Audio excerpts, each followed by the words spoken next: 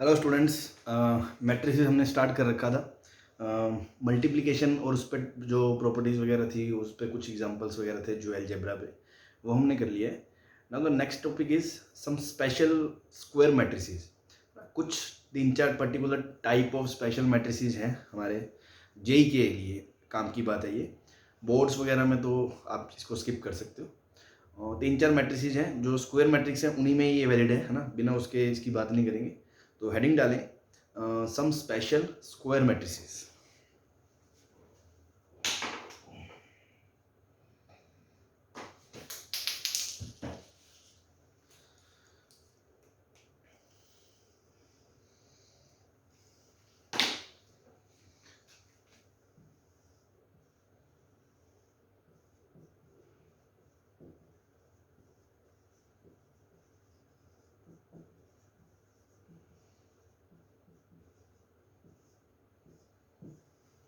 ठीक है, तो इसमें जो अपना फर्स्ट है that is idempotent.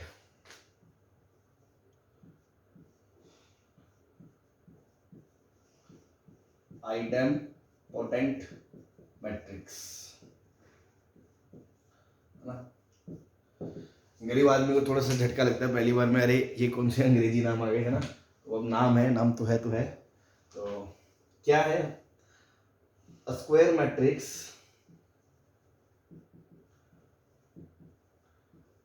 is called idempotent if a square equals to a। कोई एक स्क्वायर मैट्रिक्स है और उसको उसी से मल्टीप्लाई करें, ए को ए से, ए स्क्वायर, तो अगर ए के बराबर आ जाए तो उसको हम क्या बोलते हैं, आइडेम्पोटेंट। ठीक, अब इसमें 2-3 जो बातें हमें ऑब्जर्व करनी है या जो प्रॉब्लम सॉल्विंग में काम आएंगी उनको नोट बना के हम लिख लेते हैं। नोट 1, एक ध्यान दो, आप अगर ए क्यूब निकालोगे तो वो क्या आएगा, ए स्क्वायर इंटू ए। ए स्क्वायर आपका क्या है, ए के बराबर है, तो ए इंटू ए, वापस ये बन जाएगा ए स्क्वायर, और ए स्क्वायर किसके बराबर है, ए के बराबर।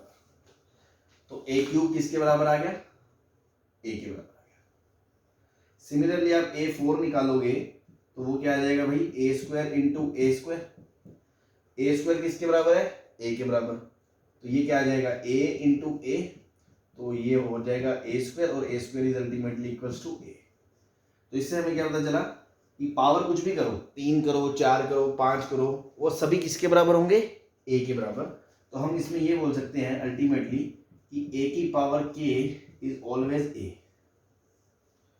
फॉर ऑल के बिलोंग्स टू नेचुरल नंबर। अगर ए की जगह 1 डालोगे तो ए की पावर 1 मतलब ए बराबर ए तो है ही, स्क्वायर बराबर ए है बिकॉज वो आइडेम्पोटेंट है, और अगर आइडेम्पोटेंट है तो ए क्यूब, ए 4, ए 5 कुछ भी करो वो ए के बराबर ही आएगा। तो अल्टीमेटली आइडेम्पोटेंट में हम बोल सकते हैं कि ए की कोई भी पावर होके नेचुरल नंबर तो वो ए ही के ही इक्वल होगा।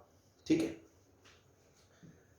सेकेंड बात अगर हम इसमें करें नोट वाली, कि अगर मैं कहूं इसमें A square equals to A में take determinant both side, take determinant both side, तो डिटर्मिनेंट लेंगे तो हम क्या बोलेंगे, ए स्क्वायर का determinant equals to determinant of A. अब आपको एक प्रॉपर्टी बताई थी, ए इंटू बी का डिटर्मिनेंट होता है determinant of A into determinant of B. तो ये लिखा है ए इंटू ए का डिटर्मिनेंट, जिसको आप अगर सॉल्व करोगे तो वो आ जाएगा determinant of A into determinant of A equals to determinant of A. अब आप इसको ऐसे काट मत देना, है ना, बिकॉज बेसिक में हम सीखते हैं इसको इधर लाते हैं वरना एक रूट कम हो जाता है। डिटर्मिनेंट ऑफ ए कॉमन लिया और इधर से आ गया determinant of A -1 equals to 0। तो यहाँ से क्या पता चला, डिटर्मिनेंट ऑफ ए या तो 0 होगा या 1 होगा। तो दूसरी काम की बात ये पता चली कि कोई भी मैट्रिक्स अगर आइडेम्पोटेंट है तो उसका डिटर्मिनेंट या तो 0 होगा या 1 होगा, इसके अलावा उसका कोई भी डिटर्मिनेंट पॉसिबल नहीं हो सकता। ठीक है, तो पहली बात तो क्या है कि अगर आइडेम्पोटेंट है तो ए स्क्वायर बराबर ए है, तो एक ही बार कुछ भी करो, 3, 4, 5 वो सारे ए के बराबर है। और दूसरी बात जो उसका डिटर्मिनेंट है that will be equals to either 0 और इक्वल्स टू 1, इसके अलावा कोई पॉसिबिलिटी नहीं है। ठीक है, ठीक है, आई होप ये आपने नोट कर लिया होगा। तो नोट 3 इसमें ये है कि देखो डिटर्मिनेंट या तो 0 है या 1 है। अगर डिटर्मिनेंट 0 है फिर तो वो सिंगुलर मैट्रिक्स हो गई, लेकिन अगर डिटर्मिनेंट 1 है तो वो नॉन सिंगुलर होगी, और नॉन सिंगुलर होगी तो उसका इनवर्स एग्जिस्ट करेगा। तो note 3, if determinant of A equals to 1 then A inverse exist. और आपको गिवन इक्वेशन क्या है, because A square equals to A है, आइडेम्पोटेंट है, तो post multiply by A inverse. तो ध्यान से देखो ये क्या लिखा है, ए इंटू ए, और आपने ए इनवर्स से पोस्ट मल्टीप्लाई कर दिया। तो ए इंटू ए इनवर्स क्या होता है, आई। ए इंटू ए इनवर्स क्या होता है, आई। तो आई इंटू ए क्या हो जाएगा, ए। तो ए बराबर क्या आ जाएगा, आई। तो ये बहुत इंपॉर्टेंट बातें हमने ध्यान में रखी, क्या कि आइडेम्पोटेंट में ए की पावर कुछ भी करो वो ए होता है, पहचान क्या है उसकी, ए स्क्वायर ए होना चाहिए। उसके बाद उसका जो डिटर्मिनेंट या 0 होता है या 1 होता है, और अगर 0 नहीं है, मतलब अगर वो नॉन सिंगुलर है, तो ए बराबर आई ही होगा, और कोई उसके पास ऑप्शन नहीं है, क्योंकि बिकॉज उस केस में ए इनवर्स एग्जिस्ट करेगा, उससे मल्टीप्लाई करोगे, ए इंटू इनवर्स आई हो जाएगा, तो ए बराबर आई आ गया। तो क्या ध्यान रखा, आइडेम्पोटेंट मैट्रिक्स या तो सिंगुलर होगी, उसका डिटर्मिनेंट 0 होगा, और अगर 0 नहीं हुआ तो वो 100% किसके बराबर होगी, आइडेंटिटी मैट्रिक्स के बराबर होगी। ये बहुत काम की बात है, इसको ध्यान रखा। हम नोट बना के लिख सकते हैं, नोट 4, या इसी को मतलब इसी में वर्बली लिख देते हैं, if A is idempotent and non singular, तो पक्की बात है ए बराबर क्या होगा, आई होगा। बस ये बात करिए, ठीक है जी। होपफुली ये पॉइंट आपको क्लियर होगा, ठीक। चलिए नेक्स्ट जो स्पेशल टाइप है उस पर बात कर लेते हैं।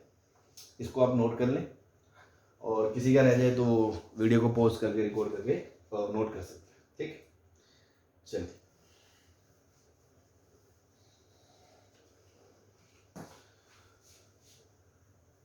Next is second, involutory.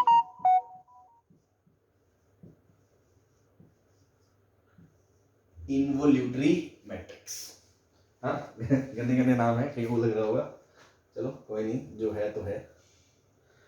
A square matrix is called involutory if a square किसके बराबर है, आई के बराबर है, ठीक है जी। a स्क्वायर किसके बराबर होना चाहिए, इसमें आई के बराबर होना चाहिए, तो हम इसको क्या बोलेंगे, इन्वोल्यूटरी। अब इसको ऐसे भी ध्यान रख सकते हैं कि आई एन मतलब आइडेंटिटी, तो ए स्क्वायर बराबर आई के बराबर होगा, मतलब याद करने के पॉइंट ऑफ व्यू से। चलो इसमें भी नोट 1। अब देखो ए क्यूब निकालें अगर, तो ए क्यूब क्या होगा, ए स्क्वायर इंटू ए, और ए स्क्वायर कितना है, आई इंटू ए, और आई इंटू ए कितना हो गया, ए की पावर 4 निकालो तो हो जाएगा A square into A square, और ए स्क्वायर कितना है, आई, और दूसरा ए स्क्वायर भी आई, आई इंटू आई, आई स्क्वायर किसके बराबर, आई के बराबर। फिर ए की पावर 5 निकालो, ए की पावर 4 इंटू ए, और ए की पावर 4 कितना है, आई इंटू ए बराबर कितना, ए। तो देखो पावर 3 है तो ए आया, पावर 5 है तो ए आया, पावर 1 है तो ए आया, पावर 2 है तो आई आया, 4 है तो आई आया। इट मीन्स इसमें क्या पैटर्न है कि ए की पावर अगर 2n है, इवन नंबर है, तो वो किसके बराबर है, आई के बराबर है। एंड अगर ए की पावर ऑड नंबर है,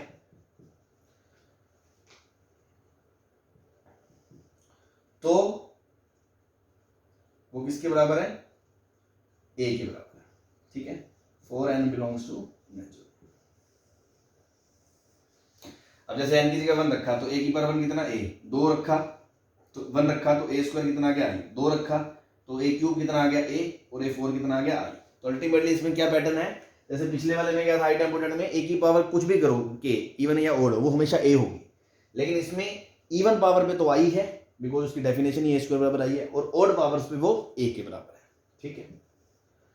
नोट 2, अगर डिटर्मिनेंट की बात करें कि क्योंकि ए स्क्वायर इक्वल्स टू आई है, take determinant both side,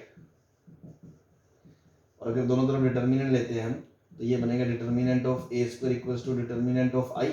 determinant of I होता है 1, ये डिटर्मिनेंट ऑफ ए स्क्वायर है, तो ये बन जाएगा डिटर्मिनेंट ऑफ ए का square, because determinant of A into determinant of A क्या बन जाएगा, डिटर्मिनेंट ऑफ ए का स्क्वायर, और ये किसके बराबर आ गया 1। तो यहाँ से क्या पता चला, डिटर्मिनेंट ऑफ ए क्या होगा, प्लस माइनस 1, प्लस माइनस 1, ठीक है। पिछले वाले में क्या था, या तो 0 या 1, इसमें प्लस माइनस 1। तो इसमें एक चीज तो श्योर हो गई, क्योंकि determinant of A plus minus 1 है, इसलिए ए इनवर्स 100% एग्जिस्ट करेगा, ठीक है। ए इनवर्स तो एग्जिस्ट आपका करेगा ही करेगा। तो अगर आप, क्योंकि आपको एक इक्वेशन दे रखी है ए स्क्वायर बराबर आई, आपने कहा cost multiply by A inverse, तो यहाँ से क्या आ जाएगा, ए इंटू ए इनवर्स, और I into A inverse, A into A inverse क्या हो गया आई, ए इंटू आई क्या हो गया ए, आई इंटू ए इनवर्स क्या हो गया ए इनवर्स। तो यहाँ से ये बहुत इंपॉर्टेंट रिजल्ट सामने आया कि अगर मैट्रिक्स इनवोल्यूटरी है तो उस केस में ए और ए इनवर्स एक दूसरे के क्या होंगे, इक्वल होंगे, या हम बोल सकते हैं ए स्क्वायर बराबर आई होगा, तो ए बराबर ए इनवर्स होगा ही होगा। एक मैट्रिक्स खुद के इनवर्स के बराबर होगी अगर ए स्क्वायर बराबर आई होगा, क्योंकि उसमें डिटर्मिनेंट उसका नॉन जीरो ही आएगा, इनवर्स एग्जिस्ट करेगा। अब ऐसे मल्टीप्लाई कर दोगे तो ए बराबर ए इनवर्स आएगा ही आएगा। तो इसमें जैसे उसमें क्या था, कोई भी पावर पे ए आता है, इसमें इवन पे आई आता है, ऑड पे ए आता है। उसमें डिटर्मिनेंट 0 या 1 था, इसमें प्लस माइनस 1 है। अगर उसमें 1 था तो वो नॉन सिंगुलर थी, तो ए इनवर्स एग्जिस्ट करता था, तो हम बोलते थे कि ए बराबर आई आता है। लेकिन यहाँ ए बराबर ए इनवर्स आएगा हमेशा, ठीक है। तो सिमिलर मैनर में नोट्स बनाए हमने, तो आप भी उसी तरह ध्यान रखें। क्लियर है? चलो next, third is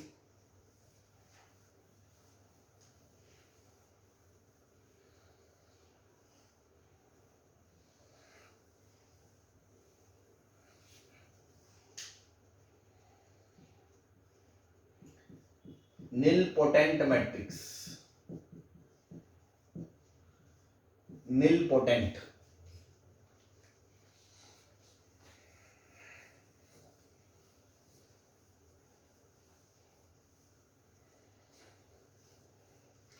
a square matrix is called nilpotent if a की पावर m is 0। अब a की पावर m का क्या मतलब है, m मतलब कोई भी एक नेचुरल नंबर हो सकता है। जैसे मान लो मैंने कहा a की पावर 1 0 नहीं आया, a की पावर 2 भी 0 नहीं आया, a की पावर 3 भी 0 नहीं है, बट a की पावर 4 0 आ गया। सपोज एक एग्जांपल के लिए हम बात कर रहे हैं, तो a की पावर 4 अगर 0 है भाई, तो a की पावर 5 क्या होगा, a की पावर 4 इंटू ए, सारी स्क्वायर मैट्रिक्स है तो मल्टीप्लीकेशन तो डिफाइंड हो गई, तो a की पावर 4 इंटू 0 मैट्रिक्स बराबर क्या आएगा 0। ऐसे a की पावर 6 क्या आएगा 0, मतलब आगे के सारे a की पावर n कोई भी होगी वो 0 आएगा, और उससे पीछे वो नॉन जीरो है। तो एक ऐसा नंबर तो आएगा जिसपे अगर वो 0 होता है तो वो क्या कहलाएगी, निलपोटेंट कहलाएगी।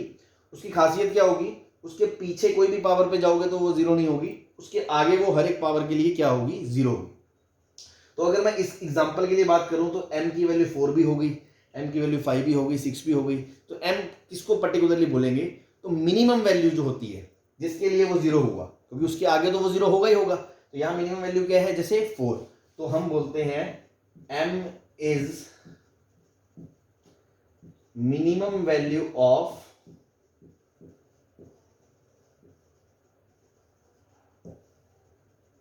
minimum value for which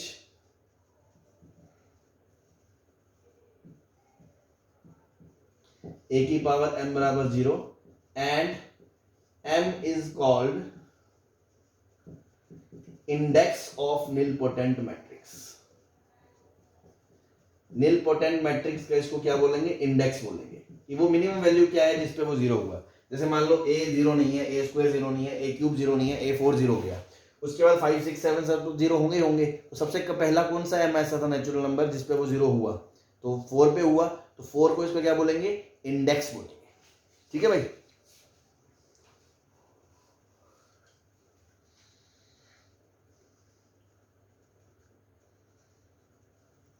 ठीक है ना। तो m is the minimum value बोल सकते हैं जिसके लिए वो am 0 होगा। और आप इसमें ये भी ऐड ऑन कर सकते हो एंड उससे पीछे जो पावर होगी उसके लिए वो 0 नहीं होगा, ठीक है ना। क्योंकि अगर मैं बोलूँ 5 के लिए 0 है तो 6 के लिए भी 0 है, बट 4 के लिए भी 0 है, तो 5 मिनिमम नहीं है क्योंकि 5 के पीछे भी वो 0 था। 4 मिनिमम है क्योंकि 4 से पीछे 3 के लिए वो नॉन 0 था। तो m is minimum value for which a की पावर m तो 0 है एंड a की पावर m माइनस 1 0 नहीं है, and m is called index of nilpotent matrix. I hope आपको मेरी बात समझ में आ गई होगी। तो इसमें बस दो ही नोट है, एक तो ये कि उसके पीछे तो कोई पावर पे तो पावर 0 आएगी नहीं, लेकिन m के आगे कोई भी पावर होगी, 4 के आगे 5 6 7 वो हमेशा क्या होगी, मैट्रिक्स 0 आएगी। तो a की पावर k बराबर 0 होगा for all k greater than equals to m। m के आगे कोई भी नंबर ले लो, जैसे इस केस में 4m, तो 5 6 7 8 9 10 11 कुछ भी ले लो, वो हमेशा नल 0 मैट्रिक्स ही आएगी क्योंकि आगे वाले सारे प्रोडक्ट 0 होंगे। क्लियर है, जैसे वहां था। दूसरा डिटर्मिनेंट की बात करें अगर, टेक डिटर्मिनेंट, तो डिटर्मिनेंट ऑफ a की पावर k बराबर 0, it means determinant of a की पावर k बराबर 0।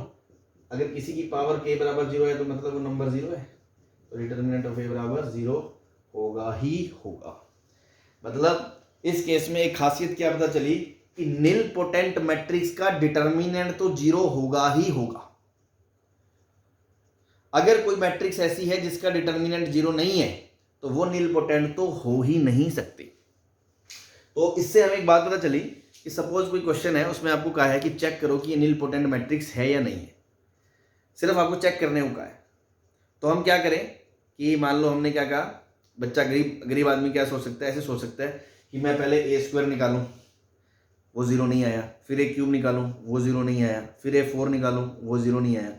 तो ऐसे मैं कब तक करता रहूंगा, क्योंकि निल पोटेंट का कोई कंस्ट्रेंट तो है नहीं कि m कोई मिनिमम कोई वैल्यू होनी चाहिए, तो कुछ भी वैल्यू हो सकती है, हो सकता है 10 पे 0 आ रहा हो। तो ऐसे कब तक करेंगे, और हो सकता है वो एक्चुअल में निल पोटेंट हो ही ना, तो आप करते थोड़ी जाओगे पागलों की तरह। तो कभी भी क्वेश्चन में आए कि निल पोटेंट है या नहीं है, सबसे पहला काम क्या करें, उसका डिटर्मिनेंट चेक करें। अगर वो 0 नहीं आया, इसका मतलब आप तुरंत मुंह फाड़ के बोल दें कि वो निल पोटेंट हो ही नहीं सकती, क्योंकि निल पोटेंट मैट्रिक्स का डिटर्मिनेंट हमेशा 0 होगा। अगर किसी क्वेश्चन में चेक करने में बोले निल पोटेंट है या नहीं, आप उसका डिटर्मिनेंट चेक करो, अगर वो 0 आ गया, नहीं आया, तो वो कभी भी निल पोटेंट हो ही नहीं सकती। अगर डिटर्मिनेंट 0 आ गया तो क्या इसका मतलब ये बोल दूं कि वो 0 निल पोटेंट है? अभी ऐसा थोड़ी होता है। आपको बताया ना, बारिश होती है तो मुस्कुराती है, इसका ये मतलब नहीं है कि बारिश नहीं होती है तो वो रोती है। सेम लाइक उसी वे में अगर हम बोले कि अगर डिटर्मिनेंट 0 नहीं आया तो 100% वो निल पोटेंट नहीं होगी, क्योंकि निल पोटेंट का डिटर्मिनेंट 0 होता है। लेकिन अगर डिटर्मिनेंट 0 आ गया तो जरूरी थोड़ी है कि वो निल पोटेंट होगी। बहुत सारी ऐसी मैट्रिक्स हो सकती हैं दुनिया में जो निल पोटेंट ना हो बट उनका डिटर्मिनेंट 0 हो, ठीक है ना। तो आपको चेक करने के लिए सिर्फ एक ये देखना है कि डिटर्मिनेंट 0 है या नहीं है। अगर 0 नहीं है फिर तो आप बोल सकते हो निल पोटेंट नहीं है, बट अगर 0 है तो हम ये नहीं बोल सकते कि वो निल पोटेंट है। फिर हमें चेक करना पड़ेगा। चेक करने का तरीका बेसिक क्या है कि ए की पावर्स को ऐसे मल्टीप्लाई करते जाओ और देखो क्या वो 0 मैट्रिक्स आ रही है। मान लो आपने ए स्क्वायर चेक करा, वो 0 नहीं आया, ए क्यूब चेक करा, वो 0 नहीं आया, ए 4 चेक करा और वो 0 आ गया, तो उसका इंडेक्स अगर पूछे तो वो क्या कहलाएगा, 4 कहलाएगा। ठीक है, क्लियर है। चलिए, तो बस यही है इसमें कि ए की पावर किसी मिनिमम 2 वैल्यू पे वो 0 आ गया, उसके आगे के लिए वो सब जगह 0 होगा, उसके पीछे के लिए नॉन 0 होगा, तो वो शॉर्टेस्ट जो वैल्यू होगी, लीस्ट वैल्यू, उसको इंडेक्स बोलेंगे, और आगे के लिए वो सारी हमेशा 0 होगी और उसका डिटर्मिनेंट हमेशा 0 होगा। तो अगर डिटर्मिनेंट ही 0 नहीं है तो निल पोटेंट हो ही नहीं सकती, बट अगर 0 है तो निल पोटेंट हो भी सकती है, नहीं भी हो सकती। फिर हम ए स्क्वायर, ए क्यूब, ये सब चेक करोगे। और ऑब्वियसली प्रैक्टिकली ऐसा तो है नहीं कि वो एक ही बार 10 पे 0 हो रहा होगा, आपसे पागलों की तरह करवाएगा, वो 2 या 3 पे 0 हो ही रहा होगा, वही उसका क्या हो जाएगा, इंडेक्स हो जाएगा। हाँ, ये हो सकता है कि वो निल पोटेंट ना हो और आप पागलों की तरह चेक करते रहो, तो इसीलिए मैंने कहा कि पहले क्या करें, डिटर्मिनेंट चेक कर लें, वही 0 नहीं है तो बात ही खत्म। ठीक है, I hope this is clear. चलो नेक्स्ट,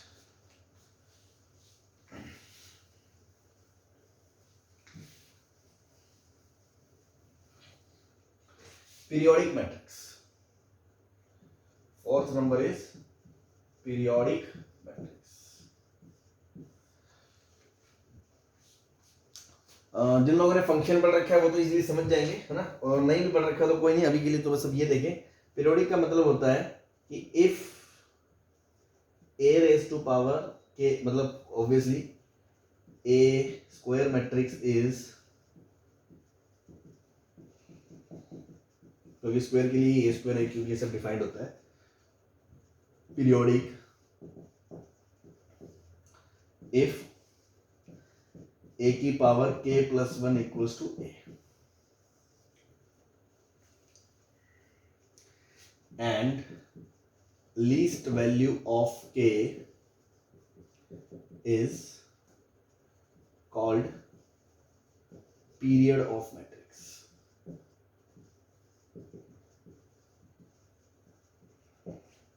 ठीक है, जैसे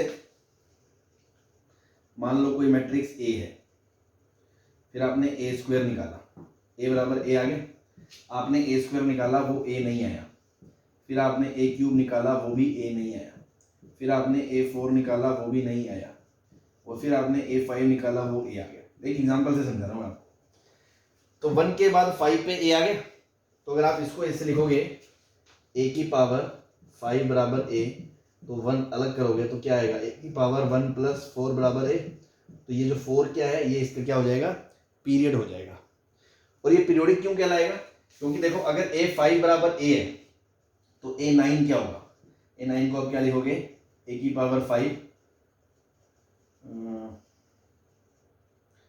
इंटू ए की पावर 4, और ए की पावर 5 कितना ए, तो ए इंटू ए की पावर 4, ए की पावर 5 और ए की पावर 5 फिर आएगा आपका ए, तो मतलब 5 के बाद फिर 4 जोड़ोगे 9 पे वो वापस ए आएगा। ए 13 को फिर आप लिखोगे ए की पावर 9 इंटू ए की पावर 4, ए की पावर 9 कितना है ए, तो ए की पावर 5 कितना है ए, मतलब वो खुद को रिपीट करेगा ना एक डेफिनेट पीरियड के बाद, 4 की लेंथ बाद, कि पहले 1 ए की पावर 1 ए है, फिर 4 उसमें जोड़ा 5 पे है, फिर 4 जोड़ा 9 पे है, फिर 4 जोड़ा 13 पे है, तो वो एक डेफिनेट लेंथ बाद खुद को रिपीट कर रहे हैं, पीरियड बोलते हैं इसको, कि एक 4 लेंथ बाद खुद को वो रिपीट कर रहे हैं, तो वो क्या हो गया उसका पीरियोडिक मैट्रिक्स बोलते हैं उसको, इस तरह का जो प्रॉपर्टी फॉलो करती है।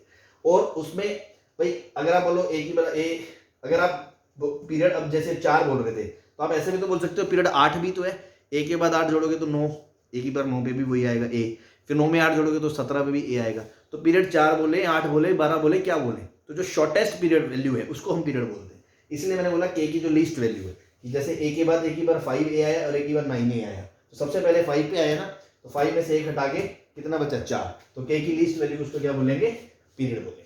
तो अल्टीमेटली ए की बार के प्लस 1 को ए बोलते हैं, अगर ए आ जाए तो उसको पीरियोडिक बोलते हैं, और उसमें के की जो लीस्ट वैल्यू है उसको उसका पीरियड बोलते हैं।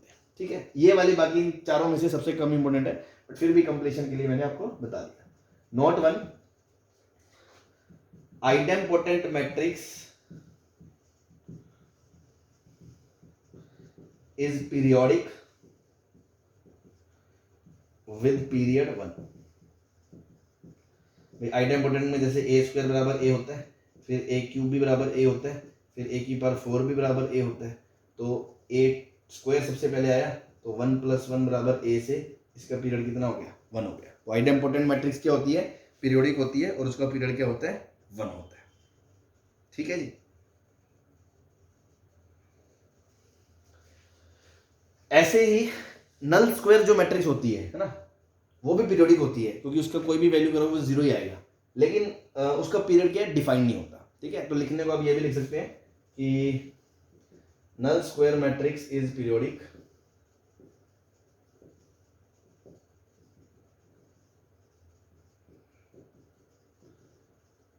And period is not defined. ठीक है, ये बोल सकते हैं। ठीक है, चलिए बस ये थ्योरी थी, बाकी अब इस पे बेस्ड अपन एग्जांपल करते हैं।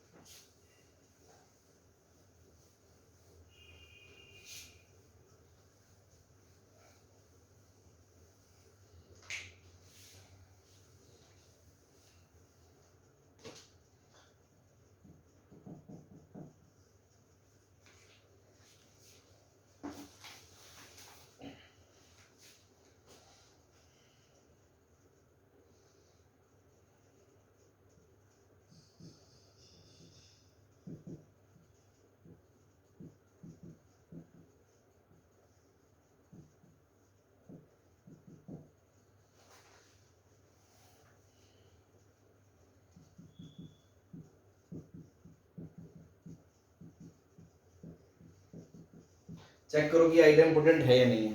तो आइडेम्पोटेंट के लिए आप क्या करते हो, ए स्क्वायर बराबर क्या आना चाहिए, ए आना चाहिए। तो चेक करो, ए इंटू ए, 2 - 2 -4 -1 3 4 1 - 2 -3 टाइम्स 2 - 2 -4 -1 3 4 1 - 2 -3 मल्टीप्लाई करो तो 4 + 2 6 -4 2 आगे -4 -6 -10 + 8 -2 फिर -8 -8 -16 + 12 तो -4। Similarly second row first column, तो ये वाला रो ये वाला कॉलम -2 -3 -5 + 4 -1 फिर इसका सेकंड से +2 + 9 9 + 2 11 -8 3 4 12 12 4 16 -12 तो 4 फिर थर्ड वाला आ जाएगा 2 + 2 4 -3 1 -2 -6 -9 -2 -6 -9 and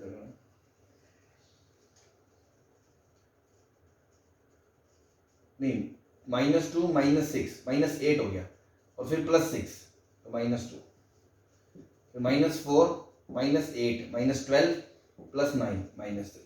ध्यान दो ए स्क्वायर बराबर ए आ गया, तो ये आइडेम्पोटेंट है। बस सिंपल सी बात है।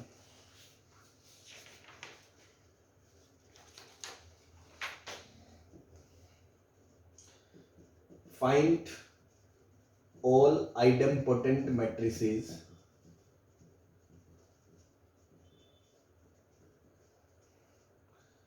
of order 3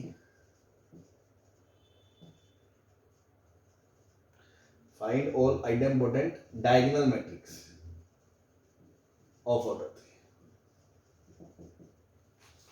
तो आपको पता है डायगोनल मैट्रिक्स कैसी होती है, ए बी सी। बाकी तो यहाँ पे 0 0 होता ही है 3x3 मैट्रिक्स में, तभी वो डायगोनल है ए मैट्रिक्स। और इसको शॉर्ट में ऐसे लिख सकते हैं, diagonal of A comma B comma C. अब अगर हम ए को ए से मल्टीप्लाई करें तो देखो A 0 0 0 B 0 0 0 C into A 0 0 0 B 0 0 0 C into equals to क्या आएगा, फर्स्ट को फर्स्ट से करोगे ए स्क्वायर, फिर बाकी 0 0 फिर यहाँ 0 फिर बी स्क्वायर 0 0 0 सी स्क्वायर।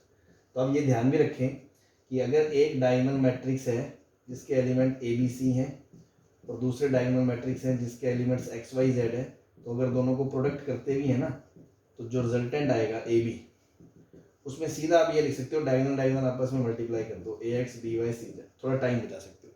तो वैसे ही इन दोनों को सीधा मल्टीप्लाई करा तो ए स्क्वायर बी स्क्वायर सी स्क्वायर ही आना था। अब क्योंकि ये आइडेम्पोटेंट है तो ए स्क्वायर बराबर कितना होना चाहिए, ए, मतलब ए स्क्वायर बी स्क्वायर सी स्क्वायर 0 0 0 0 0 0 इसके बराबर होना चाहिए A B C diagonal matrix के। अब आपको पता है दो मैट्रिक्स बराबर कब होती हैं, जब कोरेस्पोंडिंग ईच एलिमेंट इक्वल होता है। तो ए स्क्वायर बराबर ए एंड बी स्क्वायर बराबर बी एंड सी स्क्वायर बराबर सी। एंड क्यों लगाया, बिकॉज ऐसा नहीं है कि हम बोले या तो ये बराबर हो जाए या ये, आपको तीनों एलिमेंट इक्वल चाहिए, तभी अल्टीमेटली सारे एलिमेंट बराबर चाहिए होते हैं, तभी दो मैट्रिक्स इक्वल होती है। तो यहाँ से क्या आया, ए बराबर 0 और 1, इसको उधर लाओगे जब, एंड बी बराबर क्या आ गया 0 या 1 एंड सी बराबर क्या आ गया 0 या 1। तो अगर आपसे पूछे जाए टोटल नंबर ऑफ मैट्रिसेस पूछी जाए अगर, तो कितनी होंगी, तो यहाँ कुछ बच्चे गड़बड़ कर देंगे सर 3 या 6 इस तरह के आंसर देंगे, बट ऐसा नहीं है। आप ध्यान दें, ए कुछ भी हो सकता है 0 या 1, दोनों ही केस में ए स्क्वायर बराबर ए आएगा। बी भी 0 या 1 हो सकता है, दोनों ही केस में बी स्क्वायर बराबर बी आएगा। सी भी 3 सी स्क्वायर हो सकता है जब 0 या 1 आएगा। तो ए को भरने के कितने ऑप्शन, 2। ए 2 0 भी ले सकता है, वैल्यू 1 भी ले सकता है। बी को फिल करने के कितने ऑप्शन, 2। सी को फिल करने के 2, और तीनों को आपस में मल्टीप्लाई करेंगे बिकॉज तीनों ही इक्वल होने चाहिए। तो टोटल मैट्रिसेस कितनी आएंगी, 8 आएंगी। 8 में ऐसा भी हो सकता है तीनों 0 हो, ऐसा भी हो सकता है तीनों 1 हो, ऐसा भी होगा, एक जीरो है, दो वन है, और कौन सा जीरो है, तो तीन वैसी, और फिर दो जीरो है, एक वन है, तो कौन सा वन है, तीन वैसी, छः और एक तीनों में जीरो और एक तीनों में वन, तो टोटल ऐसी 8 मैट्रिसेस ऐसी पॉसिबल होंगी डायगोनल जो आइडेम्पोटेंट होगी दुनिया में। ठीक है जी, चलो आगे चलते हैं।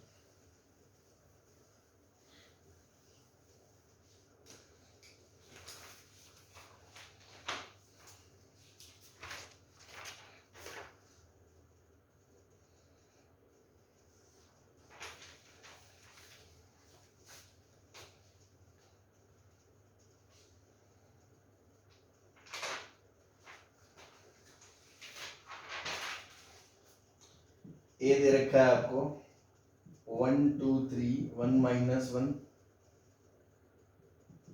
2 0 3 5 चेक ए इज nilpotent और नॉट। मैंने आपको बताया था कभी भी nilpotent पूछा जाए सबसे पहले उसका डिटर्मिनेंट चेक कर लें, बिकॉज पता चले खुदा ना खास्ता वो nilpotent हो ही ना, तो आप ए स्क्वायर ए क्यूब ए फोर कब तक चेक करोगे, जीरो आनी नहीं कभी, है ना। तो पहले डिटर्मिनेंट चेक कर लें।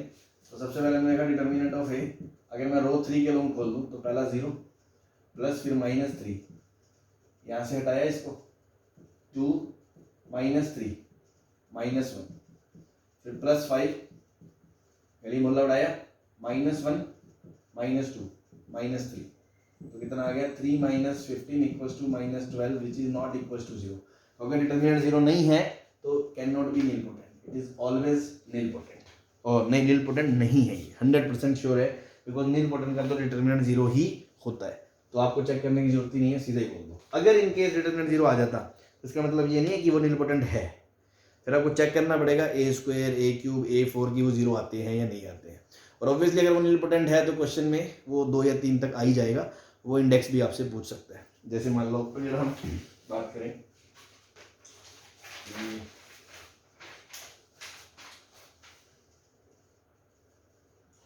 एक मैट्रिक्स दे रखी है आपको A B B square minus A square minus A B is nilpotent or not, if yes find index।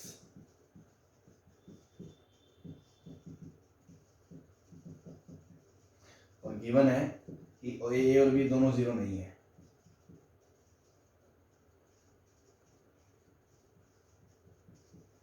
ए और बी दोनों 0 नहीं है, ठीक, बिकॉज अदरवाइज तो मैट्रिक्स 0 ही हो जाएगी ना, फिर तो nilpotent हो ही जाएगी, बात ही खत्म। तो पहले तो बोल रहा चेक करो, चेक करने के लिए पहले डिटर्मिनेंट ऑफ ए निकाला। डिटर्मिनेंट ऑफ ए क्या आएगा, A B into minus A B minus A square B square और फिर minus minus plus A square B square, तो डिटर्मिनेंट आ गया 0। अब मैंने क्या था, डिटर्मिनेंट अगर 0 नहीं आए तो पक्की बात है वो nilpotent हो ही नहीं सकती, बट डिटर्मिनेंट 0 आ गया तो इसका मतलब ये नहीं है मुंह फाड़ दे nilpotent है, तो आपको चेक करना पड़ेगा। बेसिक डेफिनेशन तो है कि एक किसी पावर के लिए वो 0 होगी, उसके आगे तो सारी पावर पे 0 होगी, बट उसके पीछे सारी पावर पे नॉन 0 होगी, वो पावर कुछ भी हो सकती है। तो आपको प्रैक्टिकली जो क्वेश्चन देगा वो भी 2 3 तक 0 हो ही जानी चाहिए। तो पहले चेक करो, ए स्क्वायर निकालो, ए स्क्वायर तो A B B square minus A square minus A B times A B square minus A square minus A B. आप दोनों को मल्टीप्लाई करोगे तो ध्यान दो, A B A square B square minus A square B square 0 आ गया, A B cube minus A B cube 0 आ गया, minus A cube B plus A cube B 0 आ गया, minus A square B square plus A square B square 0 आ गया। अरे वाह, तो यहाँ तो ए स्क्वायर ही 0 आ गया, तो ऑब्वियसली ए3 ए4 ये सब तो 0 है ही, तो ये आपकी nilpotent मैट्रिक्स है। और उसका इंडेक्स क्या हो गया, m बराबर कितना हो गया 2, क्योंकि शॉर्टेस्ट वैल्यू 2 पे वो 0 आ रहा है, आगे 3 4 5 इन सब के लिए तो 0 वो होगी ही होगी। ठीक है जी, I hope this is clear. Next is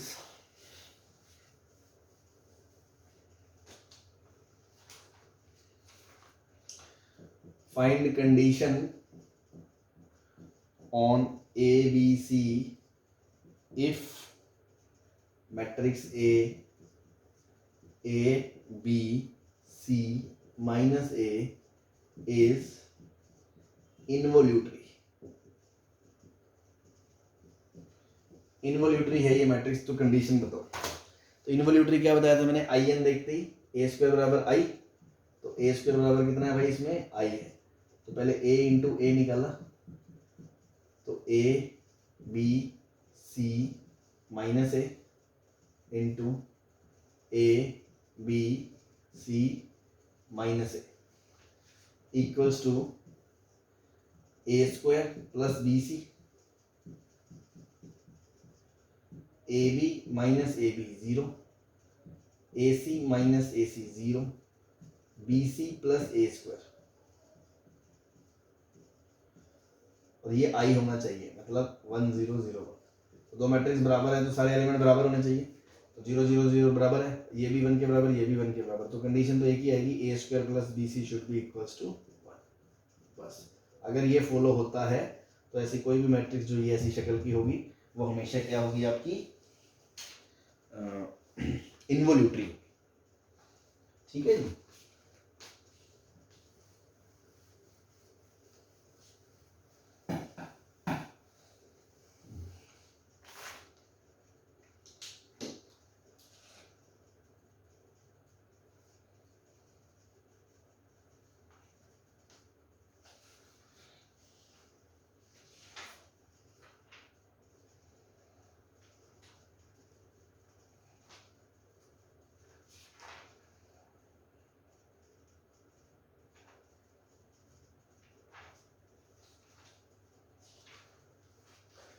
एक क्वेश्चन और कर लेते हैं।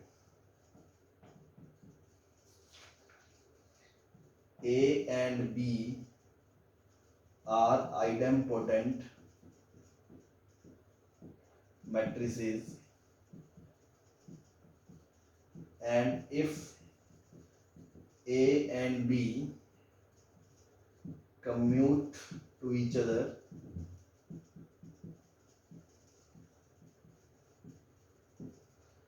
then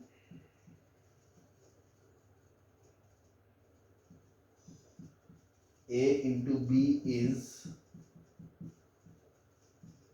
idempotent or not। ठीक है जी। क्या दिया है, ए और बी आइडेम्पोटेंट मैट्रिक्स दी है, ए और बी कम्यूट दिए एक दूसरे को, और A B matrix is independent idempotent और नॉट। तो पहले तो चेक करें क्या क्या दिया और क्या पूछा है आपसे। ए और बी आइडेम्पोटेंट मतलब ए स्क्वायर बराबर किसके बराबर दिया है, ए के बराबर, बी स्क्वायर किसके बराबर दिया है, बी के बराबर, और कम्यूट मैंने बताया था, कम्यूट मतलब ए बी बराबर क्या है, बी ए के बराबर। ये आपको गिवन है।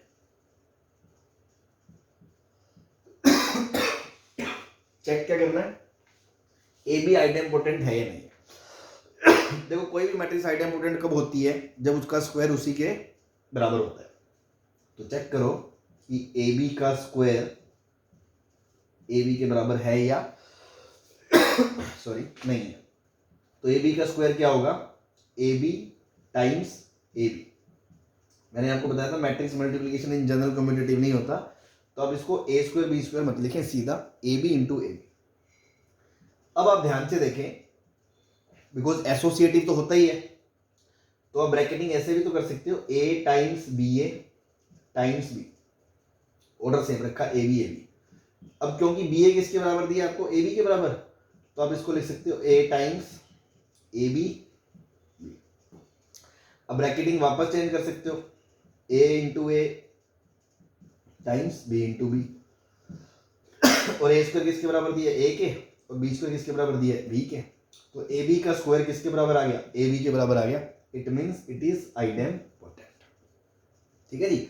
भाई कोई भी चीज आइडेम्पोटेंट है या नहीं, उसका स्क्वायर अगर उसके बराबर है तो आइडेम्पोटेंट है। और गिवन ये चीजें थी वो हमने यूज कर ली, तो इसके स्क्वायर में हमने ये चीजों को यूज करते हुए प्रूव कर दिया कि A B square A B के बराबर है। It means A B matrix क्या है, आइडेम्पोटेंट है। ठीक है।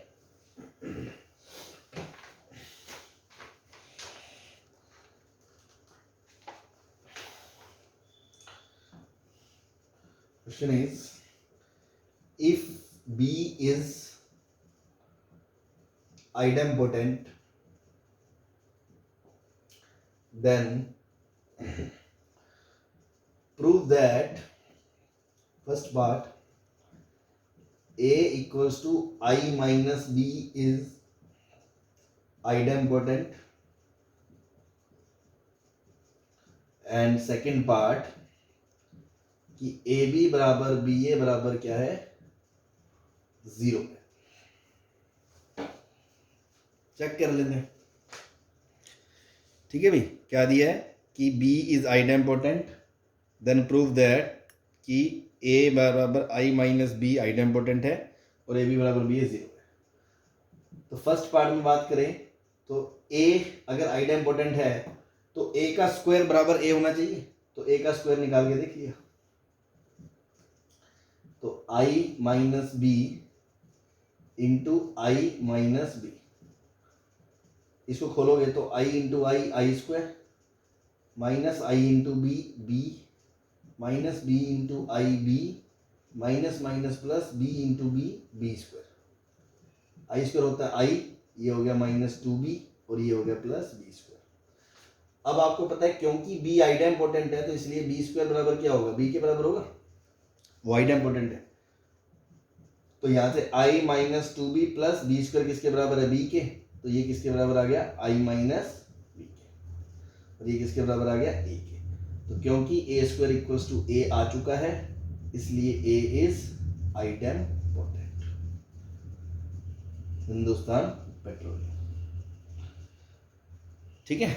आई होप आपको समझ में आ गया हो। Now second part, A B check करना है, 0 है, तो ए बी क्या होगा, a इंटू बी, और a क्या है, i minus B into B.